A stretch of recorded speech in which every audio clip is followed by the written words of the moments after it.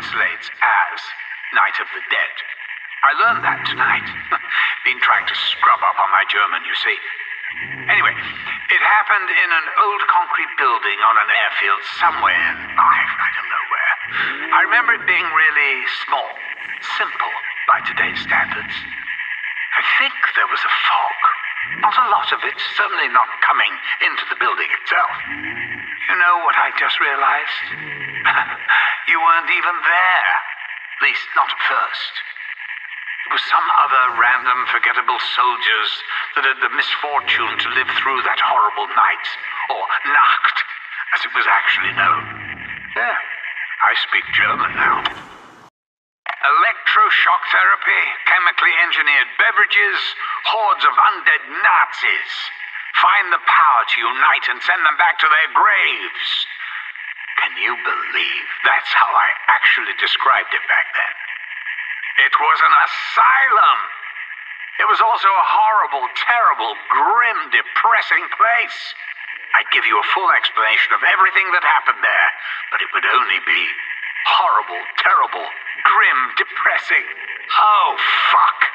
You weren't there either. But then you were. Shinonuma. Did I say that right?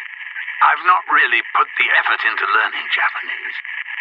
In some ways, that's where it really started for you guys. It's also where Fluffy returned, right? Well, when I say returned, I'm referring more to her offspring, her little pups. They grew big, didn't they? More importantly, they started showing signs of food aggression. Whoa, that's never good. Gotta say, I still prefer an angry dog to any kind of cat. I know it's wrong to generalize, but frankly, all cats are evil little shits. Kino der Toten, Theater of the Dead. I don't know why it wasn't Untoten, but I suppose the whole living dead thing is something of an oxymoron. I like that word. Oxymoron. Been very useful when trying to identify all the contradictory chaos I've had to untangle. Anyway, Group 935 were back to their old tricks. Been in an old cinema. I don't know why. Maybe they wanted to watch some old movies. That was where you first saw the house, wasn't it? Well, part of it anyway. Samantha's room. Remember? You probably don't, but trust me. Have a look. It's there, all right. Ascension, the Russian cosmodrome. I know Nikolai can be a bit down on Soviet technology, but the Ruskies really pulled one out of the bag that time. The Ascension group built a bloody great rocket. It actually worked a treat, too. Do you remember Gersh? Bald guy, he fought alongside you for a while. I think Richthofen was off somewhere at the time. Anyway, Gersh ran into a little bit of dimensional distortion. Honestly, why do you insist in meddling with stuff you don't understand? Of course, all their experiments just stirred the reality soup even more. You ended up fighting monkeys. Space monkeys at that. As I'm sure you know, monkeys are thieving little bastards. Give them half a chance and they'll nick anything that isn't nailed down.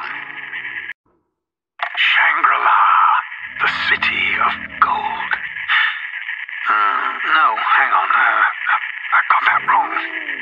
The city of gold was somewhere else. Well, it would have been if it actually existed.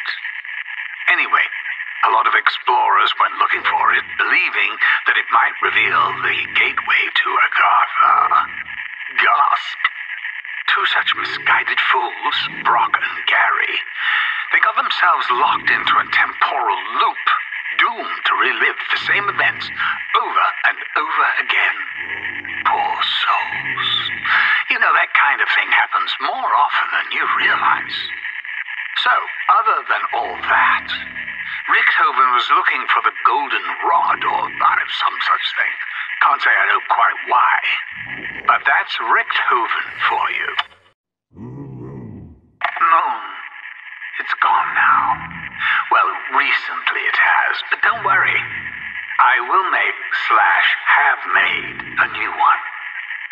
this point in space and time, things were going to reach something of a crescendo. Richthofen, crazy Richthofen, evil Richthofen, remember him? Fucking idiot, blew up the Earth. It didn't really all go to plan though, did it? If he even ever had a plan. He ended up trying to enlist the help of some other idiots left in the apocalyptic wasteland. Where to start with this one? You guys got a mulligan after Richthofen blew up the Earth. Samantha was confused. She was still settling into her new home. No, wait, no, actually she was locked away, outside of reality itself. You freeing her was a big step in the right direction. Here's the thing. You have to remember, the order in which you experience things doesn't necessarily reflect the order in which they happen. Whatever way you look at it, though, it really was the beginning of the end. Or the end of the beginning.